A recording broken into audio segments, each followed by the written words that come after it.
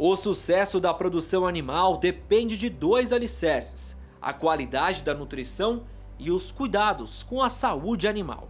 Durante a pandemia, apesar das dificuldades, o setor de saúde animal apresentou crescimento de 16,5% nas vendas e alcançou faturamento de 7 bilhões e meio de reais em 2020.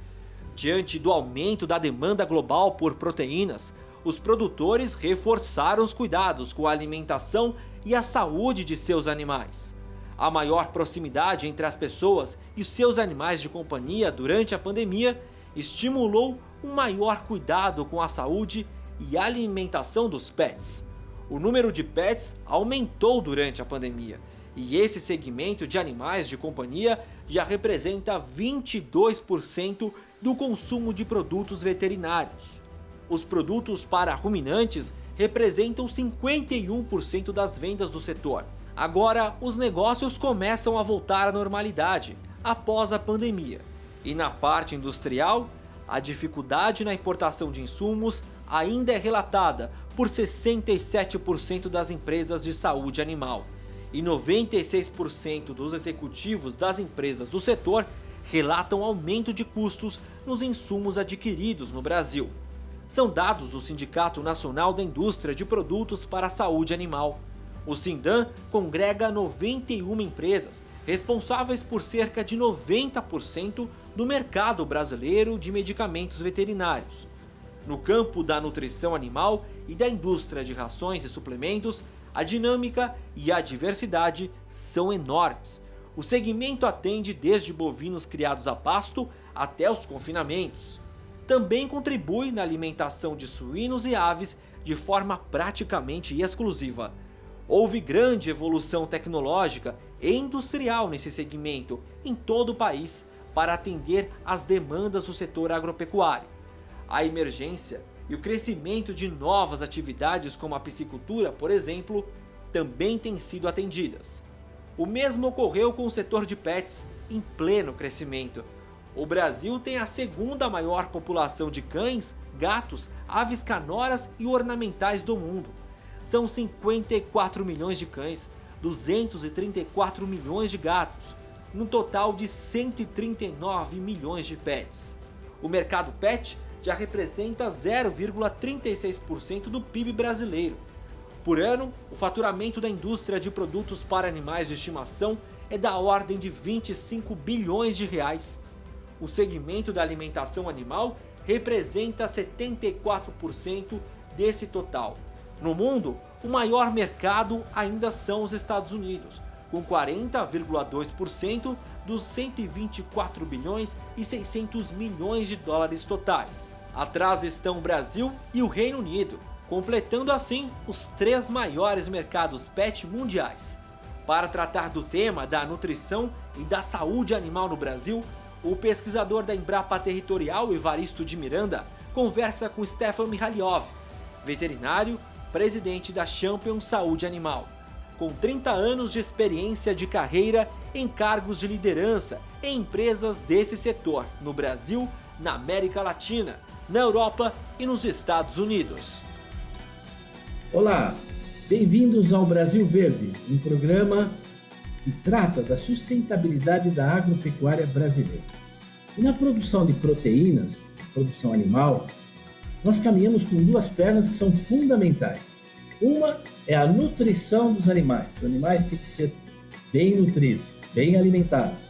E por outro lado, nós temos que cuidar da saúde desses animais, tanto de forma preventiva, com vacinas, etc., mas também no dia a dia, né? Esse é um tema que ganhou uma escala enorme no Brasil, com muitas indústrias operando nessa área. Pouca gente conhece essa realidade, mas hoje nós temos o prazer de receber aqui o Stefan Mihailov. Ele sabe tudo sobre essa temática. Tem uma carreira profissional extraordinária, vencedora nesse tema. Bem-vindo ao Brasil Verde, Stefan. Obrigado, um pouco de exagero, né, que eu sei tudo, mas vamos bater um bom papo hoje. Muito bom. Antes da gente começar já a entrar nesse tema de suplementos, de alimentação animal, que vale também para os pets, para os animais de estimação, tudo que nós vamos falar aqui, né? Você podia contar um pouco para nós a sua carreira, quer dizer, como é que você chegou nesse campo? Qual é a sua formação? É uma história que já vinha da sua família ou não? Foi uma evolução dentro da sua vida? Bom, eu venho do meio urbano, mas eu optei por cursar medicina veterinária. Eu fiz na faculdade em Botucatu, que é parte da Unesp, e desde então praticamente não voltei mais para São Paulo capital, né? Tive esses 30 anos de carreira em diversas indústrias de saúde animal e de nutrição animal aqui no Brasil, e também tive a oportunidade de vivenciar outros mercados. Morei nos Estados Unidos, cuidei da América Latina e também na Itália, ou seja, vivenciando um pouco o mercado europeu. Essa, resumidamente, é um pouco da minha história profissional até agora. Muito interessante. Então, você tem uma experiência no país, na América Latina, e de ter morado também nos Estados Unidos e na Europa. Agora, esse é um mercado de saúde animal, por exemplo, que cresce, né, todos os anos 15, 20%, né? Apesar da crise, ele continua crescendo. Isso tem a ver com o aumento da demanda em proteínas. O que o pessoal de saúde animal faz? O que essa indústria produz? Qual a importância dela para todos nós, não é? Você pode explicar um pouquinho? O Claro. nosso público é um público urbano, de cidades, não está familiarizado com essa realidade. Bom, é verdade que o mercado cresce 15 a 20% ao ano, mas é uma realidade do Brasil, né? Pela importância do Brasil no mercado mundial. O mercado mundial ele cresce bem mais lentamente, mas o Brasil ele acaba sendo ajudado pela sua própria competência em produzir alimentos em quantidade, em qualidade e podendo dessa forma ser competitivo e atender o mercado interno, que naturalmente já é uma demanda importante, mas principalmente o mercado externo, né, com um crescimento acelerado nas exportações de proteínas animais, seja carne de bovinos, de suínos, de aves, ou mesmo leite, ovos, enfim. O Brasil está inserido no mercado mundial de uma forma muito expressiva. E o mercado como um todo ele cresce pelo aumento da população, ele cresce pelo aumento da população urbana, ou seja, um êxodo rural que ocorre na maioria dos países, cresce pela melhoria do poder econômico, principalmente nos países em desenvolvimento, e cresce, em última análise, pela idade média das pessoas, ou seja, as pessoas vão tendo uma idade mais avançada, e isso, logicamente, aumenta o número de anos do consumo, e o tipo de alimentos também se modifica um pouco pelas questões de hábitos relacionado a todos esses fatores que a gente falou agora. Isso pensando em animais de produção. Além disso, claro, tem um grande mercado de animais de companhia, que são os cães e gatos, né? Que são, a finalidade evidentemente não é consumo, e sim animais de companhia que cada vez mais compõem, em algumas situações até substituem, né, membros da família, com os filhos saindo de casa mais cedo, ou até famílias optando por não ter crianças, né? Muito interessante. E vamos falar um pouquinho da saúde animal, né? Isso essencialmente se deve a pesquisas, né? Pesquisas, grande parte feita em indústrias, em laboratórios privados, né? O que faz a saúde animal? Conta um pouco para as pessoas. Não é claro, elas têm às vezes um cachorro, um gato, sabe que na saúde dele tem que tomar umas vacinas, de vez em quando precisa chamar o veterinário, mas não é todo mundo que vai regularmente no veterinário. Já no caso de produção de bovinos, etc., o comportamento é outro, né? Esse setor de saúde animal está organizado, quem são as indústrias, o que eles fazem? Explica um pouco para nós aqui, resumidamente. Bom, as principais espécies animais, a gente pode começar explicando dessa forma, são aquelas espécies animais destinadas a produzir alimentos para o consumo humano, né? Então, sejam as vacas de leite, as galinhas que colocam ovos, ou os frangos, ou mesmo na carne bovina, né, com tantas opções aí de churrasco, carnes para cozinha, enfim, são os animais de produção. E a outra parcela são os animais domésticos para companhia, que aí entram os cães e os gatos, e entram inclusive os animais menores, né? Tem pessoas que têm cobaias em casa, que têm cavalos aí para uso no final de semana, enfim. Isso tudo compõe o mundo da saúde animal, ou seja, as espécies para as quais a saúde animal coloca seu foco através de investimentos em pesquisa. E lembrar que os animais, logicamente, que nem a gente, merecem o melhor tratamento, merece a melhor condição de bem-estar. Para isso, precisam ser vacinados para manter a saúde em ordem preventivamente. Em alguns momentos precisam ser tratados, né, contra algumas doenças que possam aparecer, e a indústria de saúde animal é responsável pela pesquisa das vacinas, dos medicamentos, né, até de alguns produtos nutricionais que entram na saúde animal com o benefício de manter o animal mais saudável, seja para o convívio doméstico ou seja para garantir a produção de carne, leite e ovos de qualidade. Muito interessante. E hoje a nossa produção de vacinas é algo impressionante da sofisticação desses laboratórios, né? Que competem, estão inclusive em condições de ajudar na produção de vacinas para os seres humanos, não é isso? É isso mesmo. Recentemente, inclusive, né, foi aprovado um projeto de lei que permite que os laboratórios de vacinas contra a febre aftosa, que é uma doença dos bovinos, né, que já está controlada há vários anos, mas o Brasil continua a vacinar, mas esses laboratórios têm uma sofisticação tão grande a nível de segurança biológica que permite, por exemplo, fabricar vacinas contra a Covid, né, caso o Brasil necessite de uma estrutura de produção ainda maior para poder atender a demanda e tudo isso feito dentro do país. Tamanha a qualidade desses laboratórios, tamanha a segurança das instalações e as regras, as normas, né, do Ministério da Agricultura para a produção de vacinas para uso veterinário se assemelham e nada deixam a desejar as regras, normas e as instalações dos laboratórios que fabricam aqui ou no exterior vacinas também para o uso humano. Então, realmente, a gente está num estágio de produção de vacinas para uso veterinário tão bom quanto qualquer outro tipo de vacina para seres humanos. Inclusive, uma boa parte das vacinas para os seres humanos, elas nasceram de pesquisas a partir de vacinas veterinárias, né, que nasceram antes. O próprio coronavírus, né, que tanto se fala do Covid hoje, é uma enfermidade que já é conhecida e prevenida através de vacinas no meio veterinário há muito, muito tempo. Então, você que tem um cachorrinho em casa, certamente o seu filhote foi vacinado lá atrás contra coronavírus. Se hoje ele é vacinado anualmente com as vacinas que tradicionalmente se chama de V10, por exemplo, ou V8, uma das frações dessa vacina é a vacina de coronavírus, assim como outras espécies que também são vacinadas contra coronavírus. Vacinas de raiva, por exemplo, né, iniciaram na vacinação dos animais que poderiam ser transmissores de raiva, né, ou seja, o morcego, por exemplo, morder um animal e transmitir depois a raiva para o ser humano, e na sequência surgiram também as vacinas para seres humanos e as tecnologias, não vou dizer copiadas, mas seguindo a sequência do desenvolvimento tecnológico que nasce da veterinária na maioria das vezes. Nós temos situações análogas na produção de medicamentos, não é? Assim como para os seres humanos, cada vez medicamentos mais eficientes, né? Para cuidar, para tratar dos animais, que hoje são objeto de... Tem muitas fazendas que você chega, tem ultrassonografia, eles têm recursos até para acompanhar as fêmeas, não é? Éguas de muito valor. Quer dizer, hoje você tem estrutura para fazer os partos, tem estrutura de hospitais mesmo, etc. Né? Talvez uma última palavra para depois a gente entrar um pouco na nutrição animal, sobre toda essa temática, né, dos cuidados, né, reprodutivos e também dos cuidados com enfermidades que acometem mesmo os nossos animais, como acometem a nós, né?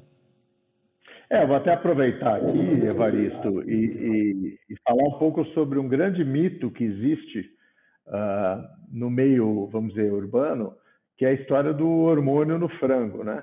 Isso é um mito, porque não existe, né? A realidade é que, primeiro, que seria impossível pensar em aplicar qualquer produto injetável em bilhões de frangos, né, que são produzidos. Segundo, não teria resultado nenhum, né, aplicar um hormônio num frango para que ele crescesse mais rápido, que é o que as pessoas imaginam, até porque o ciclo de produção do frango cada vez mais está curto. Hoje em dia, em 35 dias, a gente já pode ter um frango que é chamado de griller, né, que é o frango um pouco menor, ou o frango que a gente compra normalmente aí no comércio, é um frango de 42 dias desde o nascimento. Então, não teria nem tempo para ter feito. Para vocês terem uma ideia como esses mitos se espalham, né? Então, Às vezes a gente escuta até na classe médica recomendação para a criança, seja o garoto ou a garota, não comer frango, porque o frango que está presente no hormônio vai prejudicar o desenvolvimento reprodutivo dessa criança. Isso, desculpa o termo, mas é uma grande bobagem, mas que ainda hoje a gente escuta espalhado aí no mercado. Então tem grandes mitos. Os cuidados com animais, eles são regidos por regras internacionais e também aqui do Ministério da Agricultura, sempre visando a saúde e o bem-estar animal, para garantir, no caso dos alimentos, por exemplo, que eles cheguem à nossa casa, à nossa mesa, com total segurança para consumo. Então, os cuidados com os animais realmente é alguma coisa extremamente avançada, que a gente às vezes não tem ideia da complexidade por trás da indústria, da distribuição, né, para poder chegar esses produtos até a fazenda ou até a residência de quem tem um cão e um gato, e depois as orientações para o uso adequado, para que a finalidade desse medicamento, dessa vacina, seja alcançada no seu máximo. E nisso daí o papel dos veterinários também é muito relevante, né? As pessoas ouvem vagamente falar dos veterinários, mas quem mora na cidade não conhece muito, talvez, né? Essa profissão, né? Que são os médicos dos animais, né? Para muita gente é isso, né? Mas talvez encerrar com uma palavrinha ou algo que você acha importante dizer ainda sobre esse tema da saúde animal, tocando um pouco no trabalho dos veterinários e até na interação que eles têm com os laboratórios, a atualização que eles têm que ter permanente, né, de novos procedimentos, novas oportunidades, etc. Não, legal. De fato, né, a gente pensa em veterinário, diretamente a gente pensa naquele veterinário que trabalha numa clínica dentro da cidade, que atende cachorro, atende gato. Claro, é uma parte importante da profissão, mas o campo para o médico veterinário é muito mais amplo. Então, as fazendas de criação de gado, seja para gado de carne, né, ou gado de leite, sempre vai ter um veterinário responsável, não só pela parte reprodutiva, mas muitas vezes também para garantir a nutrição adequada dos animais, juntamente com o agrônomo, juntamente com o zootecnista. Vai também na indústria de alimentos, por exemplo, os frigoríficos todos, as indústrias de laticínio, obrigatoriamente tem que ter veterinários durante todo o funcionamento desta indústria, acompanhando passo a passo o processo de trabalho com a carne, por exemplo, com leite, para que lá na ponta, ou seja, esse produto tenha toda a qualidade. Então, a área de inspeção de alimentos é uma atribuição do médico veterinário. Para os ovos, para o leite, para as carnes, para o mel, para os peixes, ou seja, qualquer produto de origem animal, o médico veterinário está inserido em toda a cadeia. E, lógico, dentro da parte científica, nas universidades, dando aula, nas universidades fazendo pesquisa, nos centros de pesquisa, nos laboratórios de diagnóstico, enfim, é uma gama muito ampla de espaço que o veterinário ocupa, não simplesmente como oportunidade profissional, mas principalmente pela importância relacionada ao cuidado com os animais, à saúde pública e à segurança do alimento. Muito bom, muito esclarecedor o que você colocou. Acho que todo mundo vai ficar muito interessado nessa conversa. Agora, esses animais precisam comer. É claro que nós temos os ruminantes, né? Como as vacas, né? Os bois, as cabras, as ovelhas. São animais que têm vários estômagos, né? Eles comem a grama, vai para um estômago, para o outro, volta, ele rumina, é um caminho diferente das galinhas que já comem milho, comem ração diretamente, e até dos suínos que têm uma capacidade alimentar muito ampla, até parecida com a nossa, etc. Mas em tudo isso existe uma indústria hoje no Brasil fundamental que ou com suplementos, ou com complementos, ou com enriquecimento, ou com rações, trabalhando com confinamento, trabalhando, enfim, com leitõezinhos, para tudo nós temos hoje. Dê um panorama um pouco para nós, o que é hoje essa temática tão especial, tão fundamental da nutrição animal, que é a qualidade também do produto que a gente consome depois, né? Bom, a alimentação é a base de tudo, né? Para a gente é fundamental uma boa alimentação, não pode ser diferente para os animais, né? Então, para todas as espécies animais existem programas nutricionais específicos. Posso dizer a vocês que na área animal a nutrição é muito mais avançada que na área humana, por uma razão muito simples, né? É uma questão econômica fundamental quando a gente pensa em animais de produção de alimentos e também para os animais domésticos, ou seja, aqueles que estão no convívio com as pessoas, ter uma alimentação adequada para que esse cão, esse gato cresça de forma saudável. E os alimentos, né, eles são compostos, claro, por fontes vegetais, as proteínas que vão ser fundamentais para gerar energia, que vai garantir o crescimento desses animais, no caso de gado, para produzir carne, para produzir leite, por exemplo. Não é só a parte de ingredientes que vão realmente ajudar na alimentação em si, proteínas e tudo mais, mas vitaminas, aminoácidos, minerais, todos os outros componentes que tem cada um deles, né, uma função muito específica para o crescimento dos animais, para a saúde desses animais e para o bem-estar desses animais. Então, a nutrição no segmento animal ela é muito, muito mais avançada por uma necessidade absoluta. Já existem hoje rações, por exemplo, para cães vegetarianos. Não que obrigatoriamente o cão precise dessa ração, porque o cão naturalmente é um ser carnívoro, mas muitas vezes dentro do ambiente familiar, a família tem opção vegetariana e gostaria que o seu pet, o seu cãozinho, também seguisse uma alimentação vegetariana. E já tem mercados com ração vegetariana disponível. O boi, né, que o pessoal fala, mas eu não como carne, até uma brincadeira, porque na verdade o boi se alimenta basicamente de vegetais, né? O boi está no pasto, ele come capim, só que ele é uma máquina fantástica de transformar o capim em carne, né? Então, mesmo quem come carne, indiretamente é um vegetariano, porque o boi lá atrás, o que ele comeu foi capim, né? É verdade. E que outro aspecto, porque também essa alimentação, ela tem uma formulação fantástica hoje, né? A forma de apresentar, né? A diversidade. Antigamente o cachorro, você ia no açougue, na hora de ir embora, pedia um osso para levar para o cachorro, fazia uma polenta com um bofe para dar para o cachorro. Acabou tudo isso hoje, né? Existe toda uma higiene, uma praticidade, as pessoas compram rações, várias qualidades, quer dizer, toda a parte de apresentação, etc. Tivemos um avanço muito grande nisso tudo, né? Tudo isso se traduz em qualidade, né? Qualidade de vida para o animal, para as pessoas, como se disse, econômico, é muito mais barato, né? Rações até que eliminam o odor das fezes dos animais, né? Tem até um cuidado, às vezes, de fazer suplemento que não venha prejudicar depois os próprios insetos que vão mineralizar as fezes dos bois, etc. Então, nós temos coisa muito sofisticada hoje no trato, uma consciência, vamos dizer assim, ambiental mesmo, né? De quem produz alimento para os animais. O mais importante, Evaristo, do que você comentou, é que no passado, né, realmente o cão, o gato, ele acabava comendo o que sobrava, vamos dizer assim, da alimentação nas casas.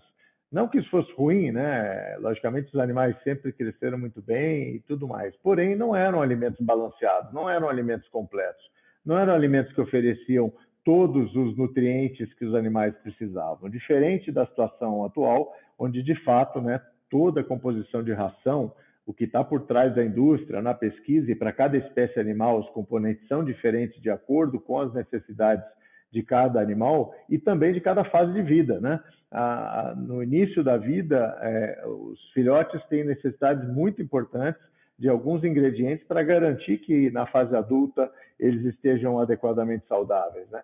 E no caso de animais de produção, por exemplo, as vacas têm que ser muito bem nutridas para que aquele bezerro, a hora que nascer, ele nasça com uma estrutura adequada para poder ter o máximo potencial durante a vida dele. Então, o balanceamento da ração, os componentes nutricionais, toda a pesquisa, o que vem hoje, por exemplo, na questão de sustentabilidade, de redução de emissão de gases que os animais sim emitem.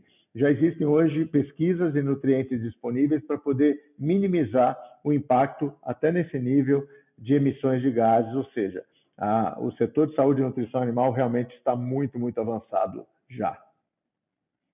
Olha, eu queria te agradecer, o tempo já está praticamente esgotado. É um assunto muito vasto, a gente teria muito para falar. Eu vou convidar você no futuro para voltar. Acho que valeria um dia comentar só sobre os animais de companhia, né?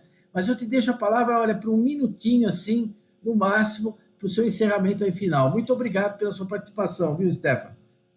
Obrigado a você, Evaristo, a toda a equipe. Não, a mensagem final é que o mundo de saúde e nutrição animal, ele proporciona o que é mais importante de tudo, que é garantir o bem-estar animal, né? Eu acho que essa tem que ser a preocupação de todos nós, né, enquanto proprietários de animais, enquanto profissionais ligados a toda essa cadeia, porque os animais merecem, da mesma forma que a gente, o melhor tratamento, as melhores condições possíveis para a vida deles.